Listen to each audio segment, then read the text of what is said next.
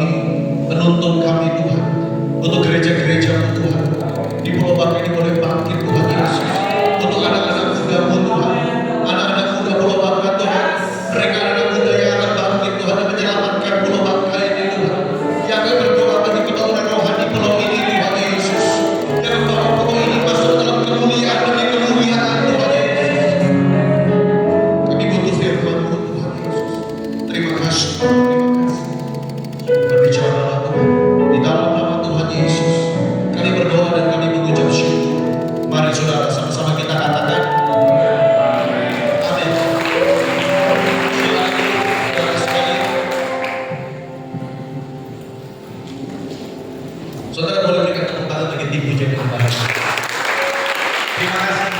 Luar biasa. Shalom. Sungguh sebuah kehormatan, saudara. Sukacita kalau kita boleh berada dalam rumah Tuhan. Di sini ada banyak gereja berkumpul. Haleluya, saudara. Ya, nama saya Yohanes Pradipta, saudara. Saya hadir karena saya dari yayasan, dari sekolah sehati, saudara. Saya bilang ke Pak Daniel, kenapa tidak mumpung saya hadir sore hari kita bikin ibadah. Saya sungguh sukacita, saudara. Teman-teman dari Pangkal Pinang juga boleh hadir, dari Pari Tiga boleh hadir, saudara ya. Dari Sungai Liat boleh hadir, dari tempat ini boleh hadir, saudara. Ya, luar biasa, saudara. Walaupun saya pakai baju DPA, saya jadi ingat saya juga pengurus pusat DPA sebetulnya, saudara. Cuma hari ini hadir bukan dalam kapasitas sebagai pengurus pusat. Saudara, hari-hari ini pesan yang digaungkan untuk anak-anak muda di kota dan di kota, anak-anak muda perlu banget perlu tahu adalah semangat kolaborasi. Itu pesan yang dibawa, saudara. Jadi saya berkeliling daerah kota dan di kota untuk satu pesan, bahwa gereja perlu bersatu hati, gereja perlu berkolaborasi. Benar? Amin. Mungkin suara saya dikecilin aja Pak, di monitor Bapak kelihatan kalau mantu. Yang di depan monitor kecilin aja, karena bisa teriak. Dengar anak-anak muda, kalau bukan saudara dan saya yang berdoa bagi Indonesia, siapa lagi? Generasi ini perlu mengambil beban untuk punya hati setidaknya buat Pulau Bangka dan untuk Indonesia, saudara. Mulai dari yang paling kecil, saudara, dari anak-anak SD yang sudah bisa berdoa. Adik-adik perlu mulai memiliki beban berdoa untuk transformasi bangsa Indonesia. Saudara, kemana-mana, saudara. Dalam bulan lalu, saudara, saya dengan Pastor Michael kita sebagai pembicara di Semarang, saudara, di gereja di JKI HTI Semarang, mereka sekitar 2.800 anak-anak muda kumpul dari 38 provinsi di Indonesia. 2.800 anak muda kumpul dan mereka berdoa 3 hari 2 malam untuk kemakmuran rohani di Indonesia. Itu datang dari mana-mana, sudah berdoa. 3 tahun lagi 2028 adalah peringatan 100 tahun Sumpah Pemuda. 3 tahun lagi. Kemarin sebelum saya pergi ke Pulau Bangka, saudara, 2 hari lalu siang kita berdoa di Menara Doa di Sentul, saudara, dengan orang dari JDN, dari MyHope, dari KAMI, dari LPMI, saudara, dari Perkantas, saudara, dari GPDI, dari Baptis, dari GBI, saudara, dari berbagai yayasan ormas Kristen, saudara. Kenapa? Karena mereka berkata generasi ini harus berdoa. Kita nggak bisa tinggal diam, saudara. Kalau saudara perhatikan berita, saya nggak tahu anak-anak di sini baca berita atau tidak, tapi kalau saudara perhatikan Indonesia dalam keadaan bahaya juga. Maka dari itu pesan saya malam hari ini judulnya adalah katalis. Saya adalah katalis, teman-teman. Ada PowerPoint-nya. Ya. Saya adalah katalis. Apa sih itu katalis? Sederhananya katalis adalah orang yang bertindak sebagai agen perubahan, orang yang bertindak sebagai agen pertobatan, orang yang memotivasi orang lain yang berani menginjil. Itu namanya katalis, teman-teman. Katalis itu mempercepat. Kalau nanti teman-teman SMA belajar kimia, ketemu nama katalis. Katalis itu sebuah agen yang mempercepat reaksi kimia, gitu kira-kira. Nah, kalau dikatakan saya dan kamu adalah katalis, artinya kehadiran teman-teman mempercepat perubahan di Pulau Bangka. Kehadiran gereja-gereja lokal mempercepat terjadinya transformasi di Kota Bangka, di Pulau Bangka, saudara. Di kota saudara masing-masing, entah di Belitung, di Sungai Liat, di Pangkal Pinang, saudara, di Dusun Pesangan, kehadiran saudara dan saya mempercepat terjadinya perubahan. Dan jangan berkata, Kak, kami masih muda, Kak, aku masih kecil, Kak, aku nggak bisa, keluargaku nggak mendukung, aku nggak bisa apa-apa. Saya mau katakan Tuhan paling senang orang berkata demikian. Nah, perhatikan dalam Yohanes pasal 4 ayat 39, kita sebentar mau belajar dari perempuan Samaria, saudara. Saya tulis kuasa dari menjangkau satu orang. Katakan bersama-sama satu orang. Saudara,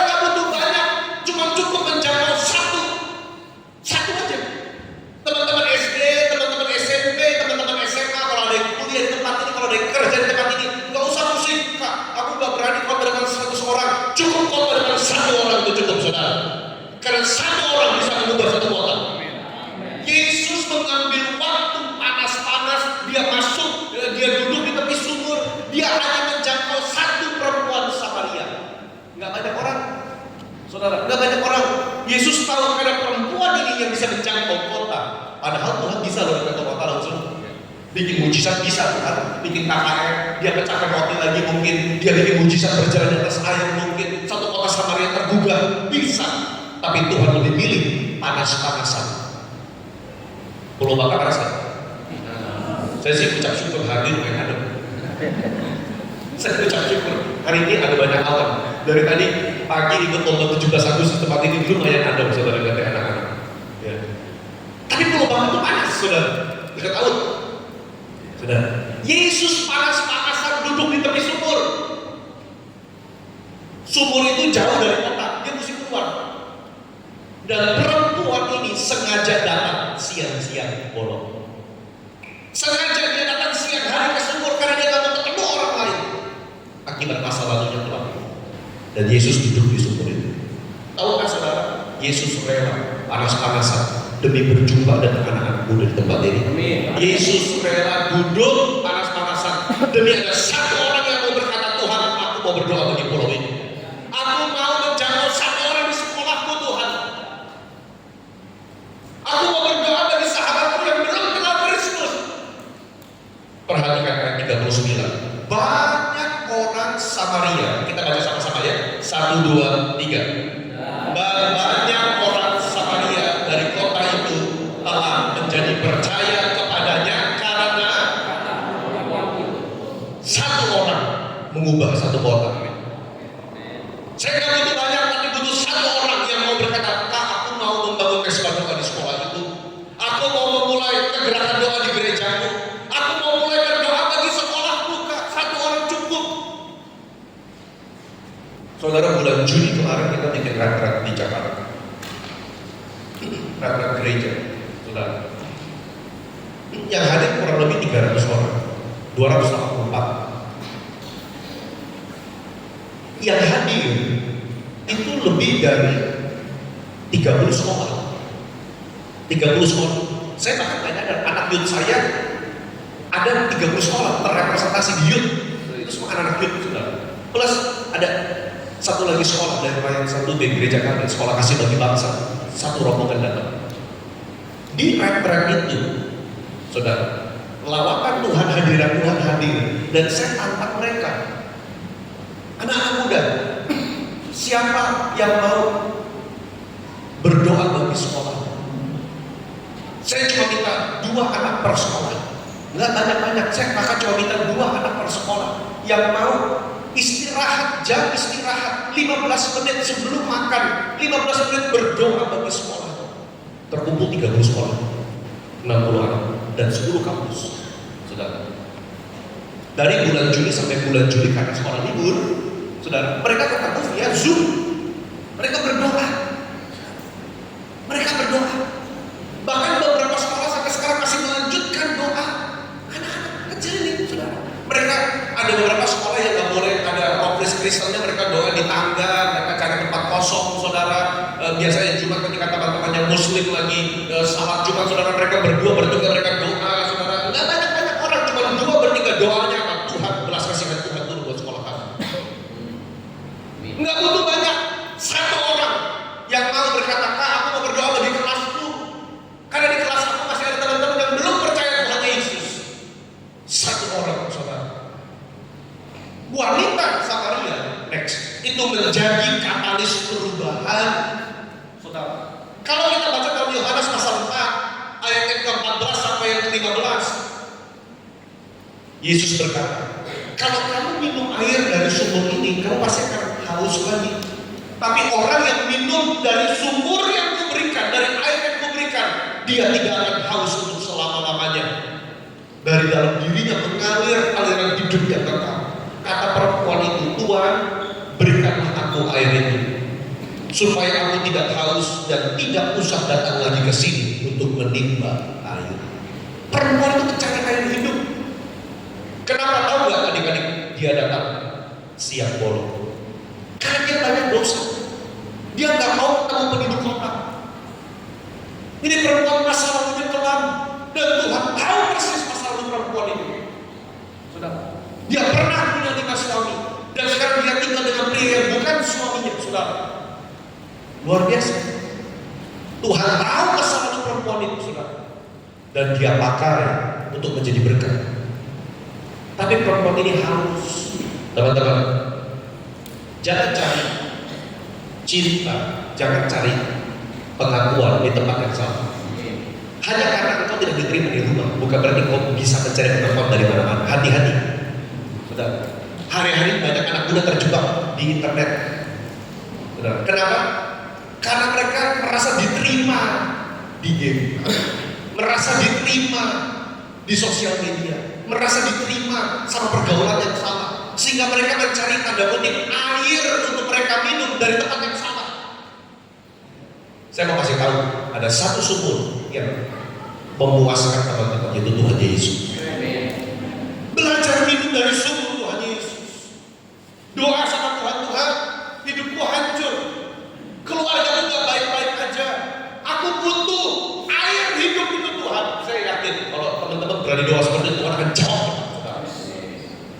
Amin. Perhatikan perempuan itu, dia terbuka atas masa lalunya. Dia gak malu tuh. Kan Tuhan Yesus nanya, ayat yang ke-17, ayat yang ke-16, pergi, ambil suamimu ke sini. Ayat yang ke-17, perempuan berkata, aku tidak punya suami. Kata Yesus kepadanya, tepat katamu bahwa kau gak punya suami. Sebab kau sudah punya 5 orang suami, dan pria yang sekarang kau tinggal pun bukan suami. Dalam hal ini kau berkata benar.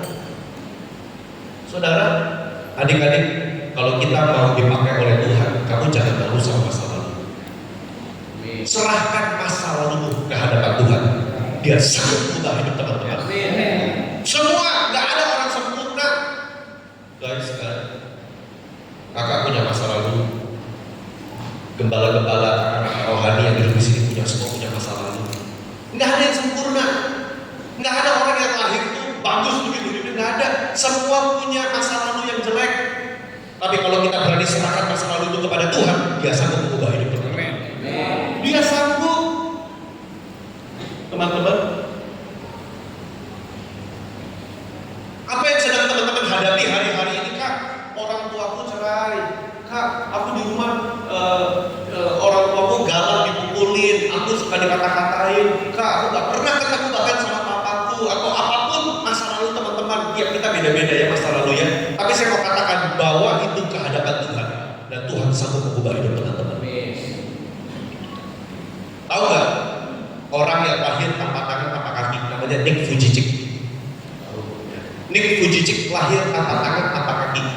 Coba teman-teman pikir, dibully bagaimana coba di sekolah? Gak punya tangan, gak punya kaki. Mau makan aja mesti bergantung sama orang. Kalau dia nangis, gak bisa sekat matanya pakai sapu tangan atau tisu. Kenapa? Gak punya tangan, gak punya kaki. Berkali-kali mau bunuh diri, menjatuhkan badan ke lantai dari meja. Mau bunuh diri aja gak bisa, karena gak punya tangan, gak punya kaki. Dia bilang, aku buat apa dilahirkan, Tuhan jahat sama aku.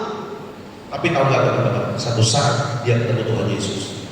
Dia serahkan semua hidupnya ke Tuhan Yesus. Hari ini dia menjadi speaker, motivator keliling dunia, penulis buku. Ya tentu gak bisa tulis teman-teman. Ada orang tulis buat dia cuma ngomong, tapi hidupnya jadi berkat karena dia menyerahkan masa lalu kepada Tuhan. Amin, saudara. Ketika Tuhan konfront wanita perempuan Samaria ini, dia bertobat, dia kembali ke kota, dia bergerak, dia cari orang yang terhilang, teman-teman. Dia share ke satu kota. Mungkinkah ini Kristus, Mesias yang kita nantikan? Sebab dia cerita semua yang aku lakukan. Tuh perhatikan, orang yang mengalami kasih Tuhan, dia tidak malu cerita tentang masa lalu. Orang yang mengalami kasih Tuhan, dia cerita bukan karena bangga. Dia cerita tidak mengagung-agungkan dosa masa lalu, enggak. Dia cerita karena dia tahu, aku ini bobrok, banyak dosa, aku ini anak yang rusak, tapi Tuhan Yesus terima. Dan dia menceritakan kasih itu kepada sang orang. Dengar saudara, kotamu, desamu, sekolahmu butuh mengalami kasih Tuhan. Dan siapa yang paling baik cerita selain diri teman-teman sendiri? Bukan gembalamu, bukan orang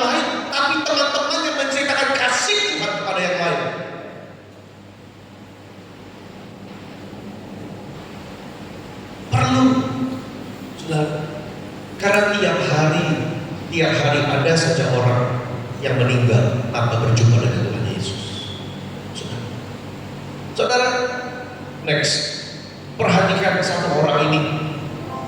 Saudara, satu orang ini. Revival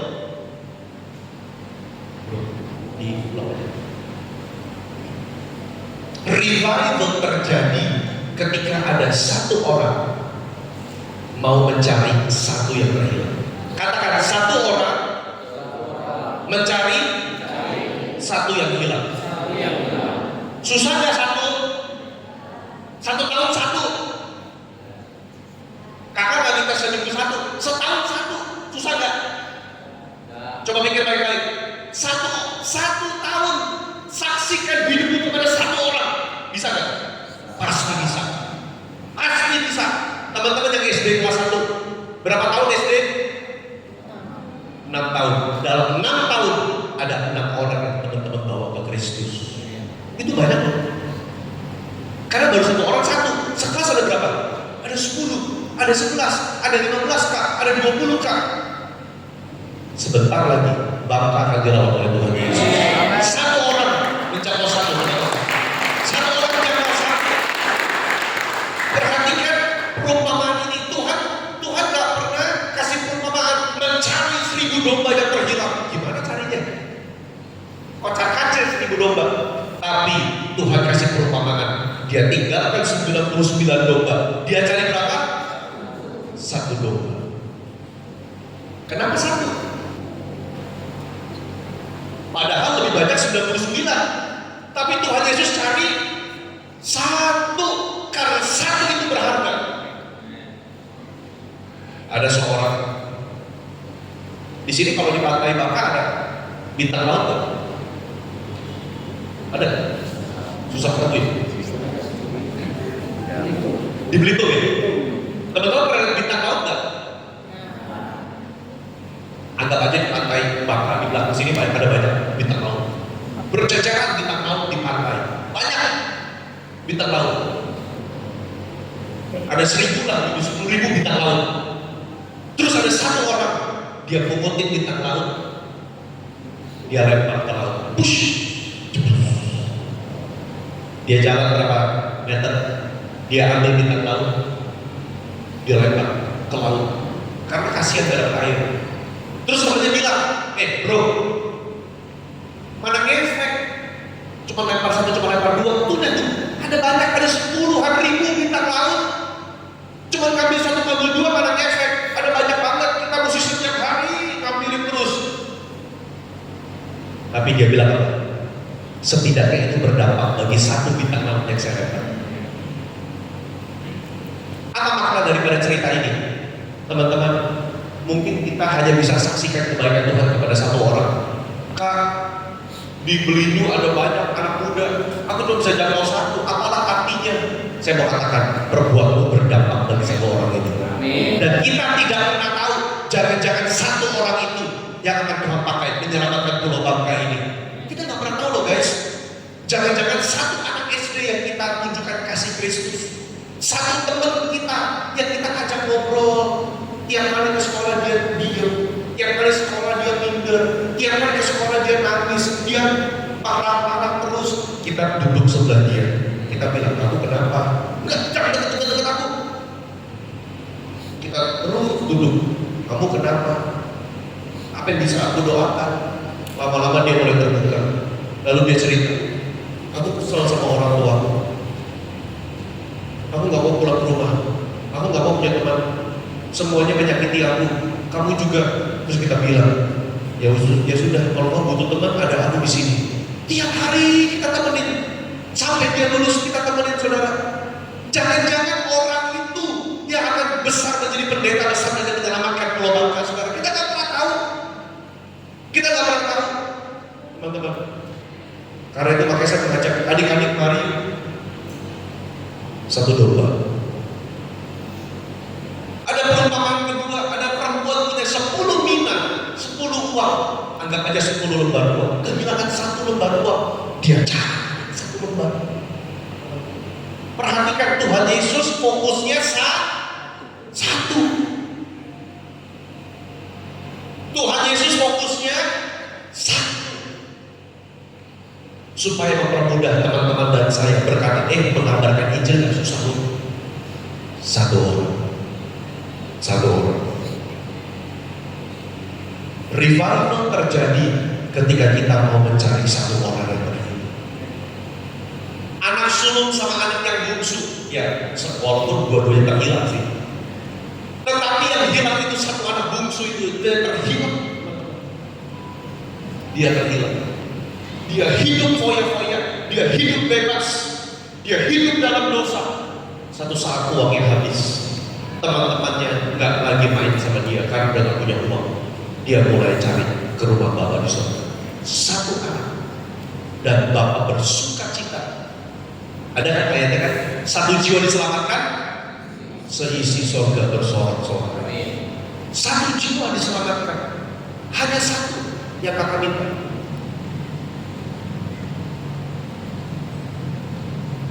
Ketimbang teman-teman main HP di handphone.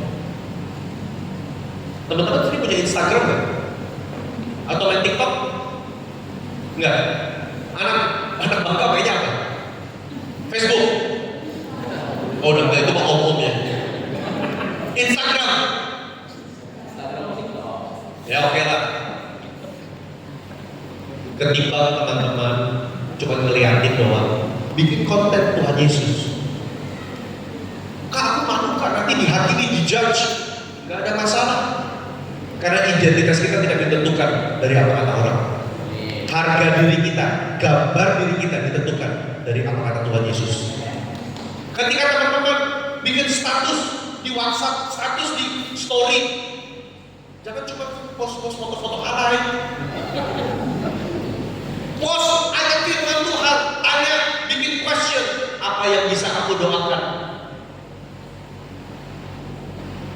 Satu saat ketika youth kami bikin sederhana aja, bikin kolom question, bisa kan kolom pertanyaan, apa yang bisa kami doakan. Ada satu anak muda chatting, tolong doakan, saya sudah mau bunuh diri sekarang, doakan supaya saya nggak jadi. Bayangin, kita nggak pernah tahu satu post bisa mengubah hidup orang.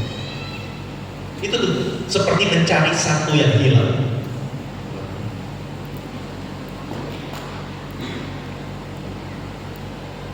Sore hari ini maukah teman-teman terbuka dan jujur kepada Tuhan tentang masa lalu? Karena sebelum Tuhan bisa pakai teman-teman harus terbuka seperti perempuan Samaria tadi. Harus terbuka sama Tuhan Yesus. Jujur di hadapan Tuhan. Apa yang bisa teman-teman alami? Karena kalau teman-teman bisa terbuka sama Tuhan, Tuhan bisa pakai rasa malumu, Tuhan bisa pakai rasa sakitmu untuk menjadi berkat bagi orang di rumah. Amin. Nomor 2, next. Orang yang mau menjadi katalis, agen perubahan, agen pertobatan, adalah orang yang berani melawan arus dunia. Katakan bersama-sama, berani. Berani. Kamu berani nggak? Berani apa? Ayo. Berani melawan guru, berani bentak, berani melawan orang tua, berani apa? Aduh, teman-teman, waktu aku pelayanan ke Manado di Sulawesi, aku sedih karena ketika kami pelayanan KKR Youth di Manado tahun lalu, usianya seusia teman-teman, anak-anak SD sampai SMP. Lalu ada Q&A, pertanyaan. Anak SD kelas 4 tanya kakak, kok boleh gak pacaran? Saya bilang, kamu kelas berapa deh? Kelas 4. Saya nanya, kamu punya pacar? Punya. Udah 3 kali ganti. Nah, saya bilang, yang benar kamu. Saya bilang, iya kok. Dikasih di foto-fotonya banget lah ini. Tahu gak yang paling ngeri ya? Di sana, biasa anak SD sudah pada tidur sama pacarnya, sudah hubungan seks sama pacarnya, dan mereka tidak malu. Mereka ngomong di Q&A gereja di Manado, Kak, kita udah biasa Kak, kamu dosa, kamu itu kamu dosa ya. Aku ditantangin begitu di gereja. Saya sedih, marah cuma ingat kita lagi di gereja. Saya berdoa, teman-teman, kalian berani melawan arus dunia. Kalau orang-orang di luar sana hidupnya dalam dosa, kita berani berkata tidak kepada dosa. Nggak usah ikut-ikutan. Kalau orang di luar sana berkata, culun, kamu gak ikut merokok sama saya culun, kita berkata tidak, saya nggak mau. Kalau di luar sana berkata, kamu masih bodoh kayak anak kecil aja, kayak gini aja nggak berani, aku tantang kamu. Nggak usah, teman-teman, nggak usah FOMO, nggak usah. Ya. Di sini anak Gen Z kan, teman-teman tahu kata Sigma kan? Tahu. Tahu Sigma? Saya mau kasih ya, anak muda yang Sigma, anak Sigma itu bukan anak yang ngikutin arus dunia. Anak muda yang Sigma adalah mereka yang berkata yes kepada firman Tuhan. Bukan mengikuti arus dunia, saudara. Berkali-kali di Alkitab, tokoh-tokoh firman mereka berani sendirian melawan arus dunia. Coba kita lihat yang pertama, next. Elia berani satu orang diri melawan 450 nabi Baal. Berani melawan. Kalau anak teman-teman di sini adalah anak-anak muda Kristen, di rumah teman-teman lagi nyembah dewa-dewa, teman-teman nyembah berhala, teman-teman doa dalam rumah dalam nama Yesus. Kuasa Kristus, darah Kristus melalui keluarga saya. Nggak usah teriak-teriak, cukup doa di kamar, nggak apa-apa. Tapi dalam roh kita percaya Tuhan yang menyelamatkan keluarga saya. Sekalipun saya anak kecil, aku masih kelas SD, aku takut sama papi mamiku, sama opa omaku, nggak ada masalah. Doa sama Tuhan Yesus, Tuhan selamatkan keluarga saya. Tapi kamu cuma satu orang. Ingat, Elia satu orang melawan 450 nabi Baal. Elia mendekati seluruh rakyat. Dia berkata begini, ini Elia udah jengkel. Berapa lama lagi kamu itu berlaku timpang dan bercabang hati? Kalau Tuhan itu Allah, ikuti dia. Kalau Baal itu Allah, ikuti Baal. Tapi seluruh rakyat diam. Seluruh rakyat diam, teman-teman. Ayo. Akhirnya Elia bilang sama Tuhan, Tuhan, hanya aku seorang diri yang tinggal sebagai nabi Tuhan. Padahal nabi-nabi Baal itu ada banyak, 450 orang. Sebetulnya nanti sih Tuhan ngomong sama Elia, kamu gak seorang diri. Karena masih ada sisa berapa? 7.000 yang kusisakan. Sebentar saya ngomong kepada kakak-kakak rohani, gembala-gembala. Kadang-kadang kita suka merasa sendirian dalam pelayanan. Padahal Tuhan sisakan 7.000 orang bersama-sama kita. Makanya butuh kolaborasi. Itu di Jakarta susah banget tuh kolaborasi. Benar, kota besar susah juga. Saya nggak tahu kalau di sini. Tapi kalau di Jakarta susah kita kolaborasi. Tapi dalam tahun ini saya ketok pintu gereja 4 kali kita bikin acara doa bersama di gereja. Itu yang hadir kemarin anak muda 800 orang dari 98 gereja, Pak Dani. Dari 98 gereja hadir. Nggak semua itu orang Pentakosta karismatik, Protestan pun datang. Kenapa? Karena mereka rindu adanya revival. Mereka rindu adanya lawatan Tuhan. Saya sih berdoa, kalau dari tadi melihat anak-anak muda nyembah, maka kayaknya siap dilawat Tuhan ini. Maka siap dilawat Tuhan. Bukan soal jumlah, tapi Tuhan mencari pasukan-pasukan yang mau mengabarkan Injil. Bukan. Karena mesti teman-teman, kita udah tua. Kita nggak masuk lagi ke sekolah, kakak udah nggak cocok. Tapi teman-teman di sekolah lah itu paling tepat agen katalis perubahan. Tapi mesti ada yang berani seperti Elia melawan Nabi Baal. Gimana Kak cara berani seperti Elia? Elia orang biasa kayak kita, kata Yakobus. Dia orang biasa. Dia juga masih makan nasi. Nggak tahu deh di sana masih ada nasi apa di sana. Dia makan nasi sama kayak kita. Ada makan, ada minum, dia bisa capek, dia bisa sakit. Masih manusia biasa. Bedanya apa? Dia percaya dia punya Tuhan yang luar biasa. Percaya nggak teman-teman? Dalam hidup kamu tuh ada Tuhan yang luar biasa hidup dalam hidup. Percaya itu. Tadi siang saya dengar kesaksian dari salah satu jemaat di GBI besar namanya Pak Ano. Pak Ano adalah seorang nelayan. Pak Ano nelayan. Dia bertobat, lalu dia cerita kesaksian. Pak, saya kemarin mau mancing, mau nelayan ikan sekitar jam 10 pagi, jam 11 itu mendadak badai datang. Badai 3 meter, ombak 3 meter. Saya punya perahu kecil. Saya berdoa, Tuhan Yesus tolong, Tuhan Yesus tolong. Lalu dia melihat ada burung dengan kepalanya warna putih, sayapnya hitam. Dia bilang, saya seumur-umur nelayan gak pernah naik burung itu. Muter-muter di perahu 3 kali. Saya merasa damai, saya merasa itu dari Tuhan.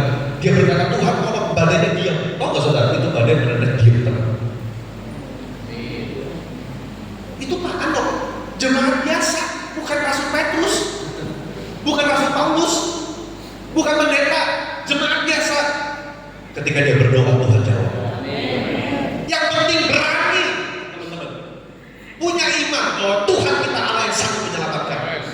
Yang kedua, siapa lagi? Namanya Daniel. Nah, ini namanya siapa nih? Kayak Bapak Daniel. Daniel udah dikasih perintah sama Raja Darius, dilarang menyembah selain patung, selain Raja Darius. Tetap aja tuh Daniel masuk ke kamar, saudara. Setelah dibuat surat perintah, dia di kamar atas ada jendela menghadap Yerusalem. Dia berdoa seperti yang biasa dilakukannya 3 kali sehari penutup berdoa. Apa yang bisa kita pelajari dari Daniel? Berani untuk tidak kompromi sama iman, sekalipun di sekitar berkata, ngapain kamu ke gereja, ngapain kamu pelayanan, cukup, mendingan sama kita hangout, nongkrong-nongkrong, kita trek-trekan motor malam-malam, ngapain kamu doa di gereja. Tapi Daniel tidak pernah kompromi sama iman. Ayo, teman-teman kalau diajak orang lain, ngapain ke gereja? Udah kita aja, kita mancing, kita main game di rumahku, kita ngapain? Teman-teman pilih apa? Kompromi nggak dengan iman adik-adik? Daniel tidak kompromi dengan iman. Akibatnya apa? Dimasukin ke gua sih. Kan teman-teman tahu ceritanya. Tuhan pun menyelamatkan Daniel dari gua sih. Jangan takut teman-teman. Yang ketiga, ya, kakak udah mau selesai. Ada seorang ratu bernama Esther. Satu orang, perhatikan dari tadi, satu orang bernama Ratu Esther. Saudara, dia menjadi ratu untuk menyelamatkan satu bangsa. Kalau Ratu Esther gak berani menghadap raja, udah pasti satu bangsa punah itu. Mau dibasmi, mau dibunuh sama raja. Tapi Ratu Esther, saudara, saya bacakan ya. Mungkin kalau nggak kelihatan, saudara, saya bacakan. Esther pasal 4 ayat 14 sampai 16. Ini kata pamannya Esther Mordekai. Esther, sekalipun engkau pada saat ini berdiam diri saja, bagi orang Yahudi akan timbul pertolongan dan kelepasan dari pihak lain. Engkau dengan kaum keluargamu akan binasa. Siapa tahu? Nah ini, kalau kebaca teman-teman, yang saya garis bawahi kita baca sama-sama yang di atas. 1, 2, 3. Siapa tahu? Mungkin justru untuk saat yang seperti ini, engkau beroleh kedudukan sebagai, saya mengatakan siapa tahu untuk momen seperti ini kau terlahir di Pulau Bangka. Siapa tahu untuk saat-saat yang seperti ini kau duduk mendengarkan firman di tempat ini. Siapa tahu untuk momen-momen seperti ini teman-teman dipanggil untuk percaya sama Tuhan Yesus, untuk berdoa bersyafaat bagi Pulau Bangka. Saya mengajak ayo, saudara, gandengan tangan sama gereja-gereja berkolaborasi, ada cara doa, saudara. Tua yang akan begitu banyak, tidak cukup satu sinode. Tua yang akan begitu banyak, tidak cukup satu gereja lokal. Perlu bersama-sama anak-anak muda berdoa untuk Pulau Bangka, saudara. Perhatikan, Esther bilang begini, ya sudah, kamu doa buat aku akan menghadap raja. Kamu tahu kan aturannya? Kalau aku menghadap raja tanpa diundang, aku bisa mati. Tapi Esther bilang, kalau terpaksa aku mati, biarlah aku mati. Butuh ada kutip orang setengah waras untuk menjalankan kebenaran firman ini. Butuh orang yang siap mati untuk memenangkan Pulau Bangka. Butuh anak-anak muda yang berkata, Tuhan, hidupku bukan aku lagi, tapi Kristus hidup dalam hidupku. Ini slide terakhir saya. Next. Indonesia butuh butuh banyak anak muda yang mencintai dan mau melayani bangsa. Amin. Saya mau kasih satu benih dalam hidup teman-teman. Kemanapun teman-teman pergi setelah sekolah, mungkin ada yang stay di Pulau Bangka, ada yang pindah mungkin ke Pulau Jawa atau ke tempat lain, pindah kota mungkin. Saya nggak tahu masa depan teman-teman beda-beda di tempat ini. Mungkin ada yang stay di Pulau Bangka. Saya mau katakan, dimanapun teman-teman berada, ingat hari ini Indonesia butuh teman-teman. Amin. Karena firman-Nya berkata dalam kitab Roma begini, bagaimana Indonesia berseru kepada Tuhan jika mereka tidak percaya kepada Dia? Bagaimana Indonesia dapat percaya kepada Tuhan jika mereka tak pernah mendengar tentang Tuhan? Bagaimana Indonesia bisa mendengar tentang Tuhan jika tidak ada yang memberitakannya? Bagaimana Indonesia dapat memberitakan jika mereka tidak pernah diutus? Sore hari ini kakak mau berdoa. Adakah yang mau berkata, Tuhan utuslah aku? Setidaknya mungkin belum buat Indonesia, tapi buat keluargaku, buat sekolahku, buat gerejaku, buat teman baikku. Tuhan utuslah aku supaya mereka bisa percaya dan mendengar kebenaran Injil.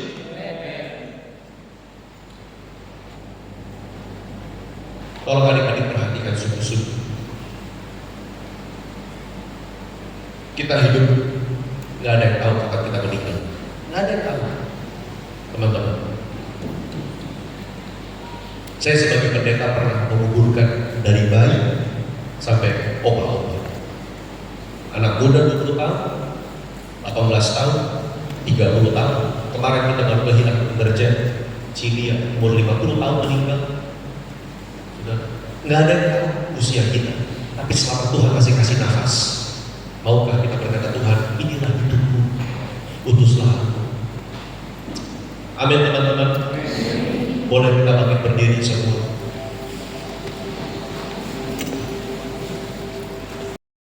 Karena bukan demi kita, tapi demi Pulau Bangka.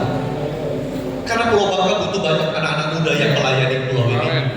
Anak-anak muda dengar, adik-adik dengar, Pulau Bangka butuh mendengar kabar Injil Kristus. Siapa lagi kalau bukan saudara dan saya? Kapan lagi kalau bukan sekarang?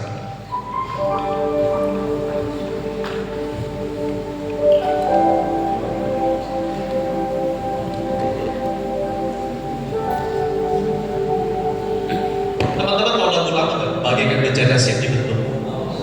Yang nggak tahu mungkin bisa belajar. Teman-teman, lagunya gampang. Kita nyanyikan sebagai respon kepada firman Tuhan. Lalu nanti saya ada 2 panggilan malam, teman-teman. Ya.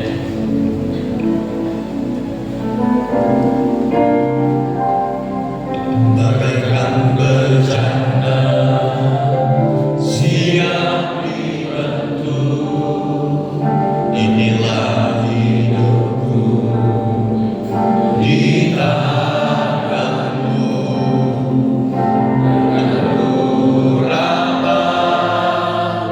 Kuasa Rohmu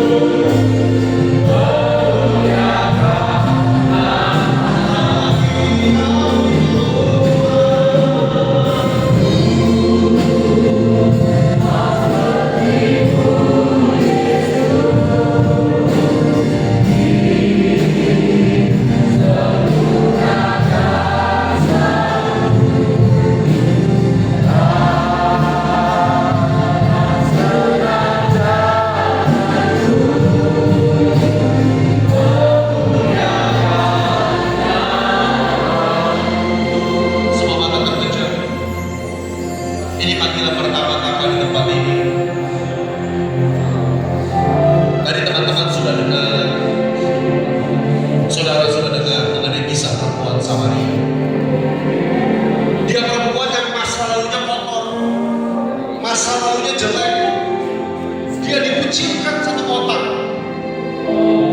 Gak ada yang mau temenan sama dia. Tapi dia menyerahkan hidupnya bagi Tuhan. Dia menyerahkan masa lalunya kepada Tuhan. Dan Tuhan ubah dia dari satu orang pendosa menjadi penginjil, memenangkan satu orang.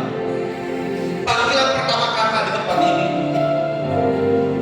siapa yang mau menyerahkan masa lalunya bagi Tuhan? Dia berkata, Tuhan, hidupku tuh jelek Tuhan, banyak dosanya. Kepada Tuhan, di mana engkau berada, angkat tanganmu tinggi-tinggi kepada Tuhan. 1, 2, 3. Cepat angkat tanganmu di hadapan Tuhan, karena Tuhan akan melihat. Oh, ralabaya dari atas sini, bagi teman-teman yang mengangkat tangan, dengan cepat bolehkah engkau maju ke depan? Mari, kakak-kakak di depan, bolehkah mundurkan bangku, kasih space, kasih ruang.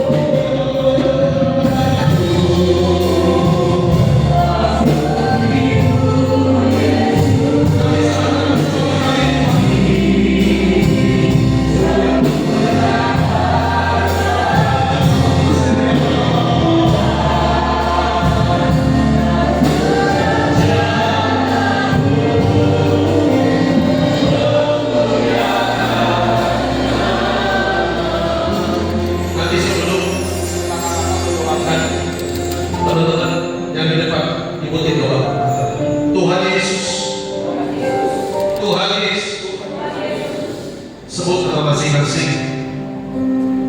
Aku Dio. Sebut nama masing-masing. 1, 2, 3. Aku Dio. Menyerahkan masa laluku kepada Tuhan. Aku orang berdosa, banyak salahnya. Mungkin orang tua aku tak tahu apa yang Tuhan lakukan. Tapi Tuhan tahu. Sore hari ini aku mau menyerahkan masa laluku seperti perempuan Samaria kepada Tuhan. Mari masing-masing ngomong apa yang ingin kau serahkan sama Tuhan. Masing-masing jujur sama Tuhan. Gak perlu orang sebelah kamu, masing-masing jujur ngomong sama Tuhan. Apa dosa yang kau serahkan sama Tuhan? Pornografi kan? Dosa judi kan? Jujur kan? Perbuatan tidak kudus kan? Marah-marah kan? Menyebabkan harapan, serahkan sama Tuhan. Sakti, serahkan sama Tuhan. Aku boleh tidak tolong pendeta-pendeta, kata-kata rohani boleh kali ini, boleh mendoakan semua, boleh numpang tangan, boleh numpang tangan. Oh, Bapak ya, Bapak,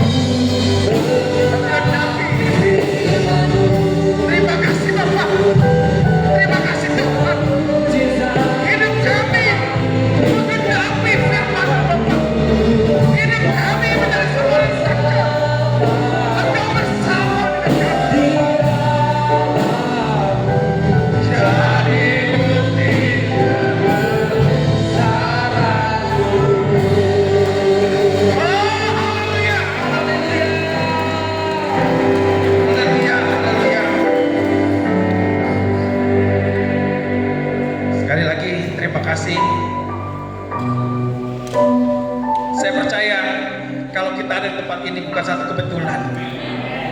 Saya percaya kalau kita di tempat ini bisa berkolaborasi, bisa berkumpul di tempat ini, bukan kebetulan, saudara.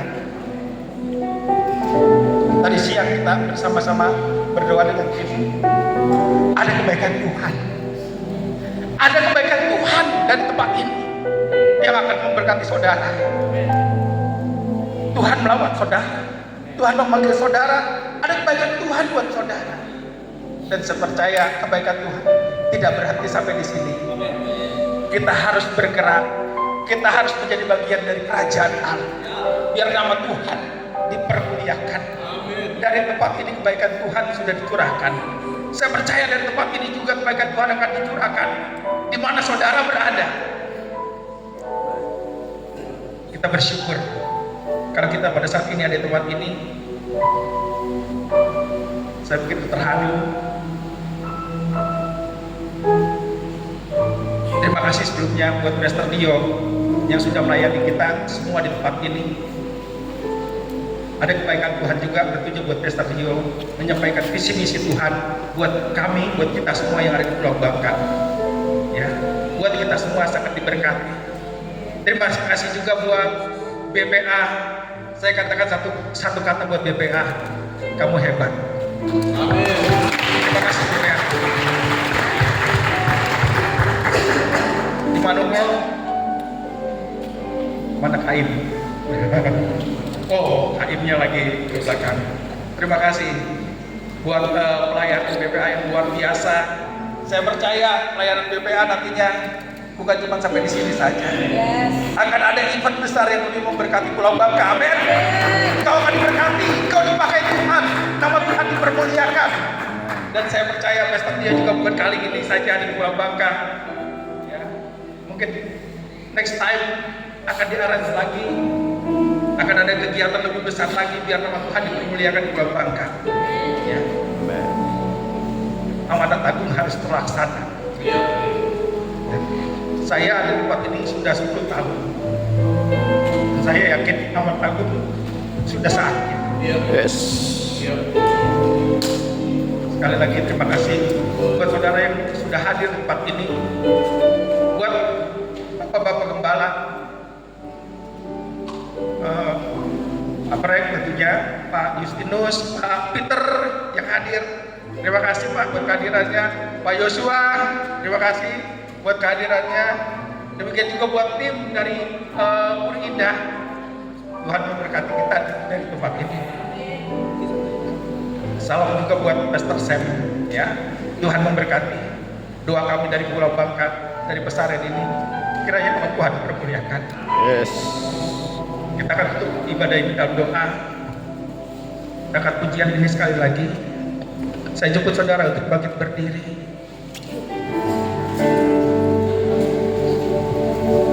Hidupku menggenapi firman-Mu. Tanda mujizat sertai Dia. Kau bersama Tuhan.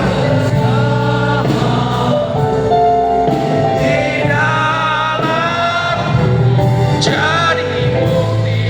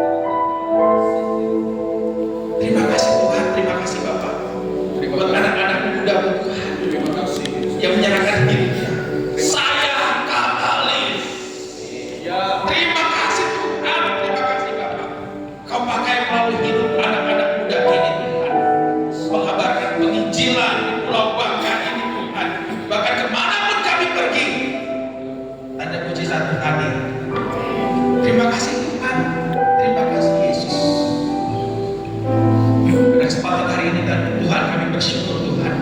Hamba Pastor Tio Tuhan telah menyampaikan visi misi Tuhan di tempat ini Tuhan.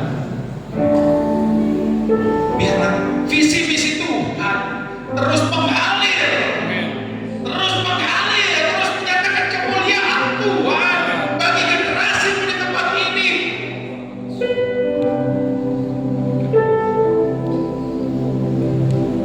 Hidup kami adalah menyembah. Hidup kami adalah menyembah. Ya Yesus. Dengan sehati kami berkata, Tuhan, Kau memberkati hamba-Mu Tuhan Pastor Tio. Urapan ilahi mengalir dalam kehidupannya Tuhan. Kau pakai semakin dahsyat, semakin heran nama Tuhan dipermuliakan. Baik sebagai kapasitasnya di BPP, kapasitasnya sebagai ketua yayasan, kapasitasnya sebagai hamba Tuhan di dalam nama Tuhan Yesus. Urapan ilahi hadir. Kau berkati juga kami semua di tempat ini Tuhan, bagi setiap anak-anak Tuhan. Kami begitu sukacita Tuhan. Kami begitu sukacita Tuhan. Terima kasih. Kau berkati juga BPA Bangka Belitung yang terus melayani Tuhan. Kau pakai semakin hari semakin heran nama Tuhan dipermuliakan. Urapan ilahi hadir bagi Bangka Belitung di tempat ini Tuhan. Inilah kerinduan kami Tuhan. Bangka Belitung memuliakan nama Tuhan. Dari anak-anak muda Tuhan, dari generasi yang dia generasi ini Tuhan, yang kami pegang, nama Tuhan semakin dipermuliakan. Terima kasih Tuhan. Terima kasih Yesus. Sucikan dan kuduskan hati kami Tuhan. Semakin hari, semakin Kau mengingatkan kami tentang amanat agung Tuhan Yesus Kristus. Dan kami bersyukur kami menerima kuasa yang telah Kau janjikan kepada kami Tuhan. Kamu akan menerima kuasa kalau Kudus turun ke atas kamu dan kamu akan menjadi saksiku di Yerusalem, Yudea, Samaria dan sampai ke ujung Tuhan. Nama Tuhan dipermuliakan. Terima kasih Bapak, terima kasih Tuhan. Bentar kami akan pulang kembali ke rumah kami masing-masing. Kita akan menerima berkat. Saya minta hambanya Bapak Pendeta Peter untuk menyampaikan doa berkat di tempat ini.